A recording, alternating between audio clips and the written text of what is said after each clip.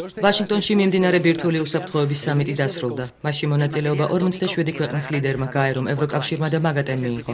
სამიტის დასასრულს კი მონაწილეებმა მიიღეს ერთობლივი დასკვნითი დეკლარაცია, რომლის მთავარი მიზანი ბირთვული ნედლეულის უსაფრთხოებაა. შეერთებული შტატების პრეზიდენტმა თავის დასკვნით სიტყვაში 47 ქვეყნის ლიდერს აქტიური ქმედებებისკენ მოუწოდა. ჩვენ არაერთხელ გვითქვამს, რომ ბირთვული ტერორიზმი თანამედროვე მსოფლიოს ყველაზე დიდ საფრთხეს წარმოადგენს. ჩვენ გვაქვს შესაძლებლობა გამახორციელოთ შესაბამისი და კონკრეტული ზომები, რომ უზრუნველყოთ ბირთვული ნედლეულის უსაფრთხო შენახვა, რათა თავიდან ავიცილოთ მათი არაკანონიერი ყიდვა-გაყიდვა.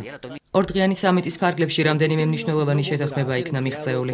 სამიტის დასასრულს რუსეთმა და შეერთებულმა შტატებმა პლუტონის მარაგის განადგურების შეთანხმებას მოაწერეს ხელი. დოკუმენტის თანახმად ორივე მხარე ვალდებულია 34 ტონა გადამუშავებული პლუტონი გაანადგუროს. ოპერაციის ღირებულება 2,5 მილიარდი დოლარია. რუსეთის საგარეო საქმეთა მინისტრის განცხადებით 400 მილიონს მათ შეერთებული შტატები გამოუყოფს. წინ გადადგმულ ნაბიჯად შეაფასეს დიმიტრი მედვედევის განცხადება, რომლის თანახმად ჩელეზნოგორსკში არსებული რეაქტორი წლის ბოლომდე დაიხურება. პლუტონის რეაქტორების დახურვის შესახებ მექსიკამ და უკრაინამაც გააკეთეს განცხადებები. ბირთვული უსაფრთხოების შემდეგი სამიტი 2012 წელს სამხრეთ კორეაში გაიმართება.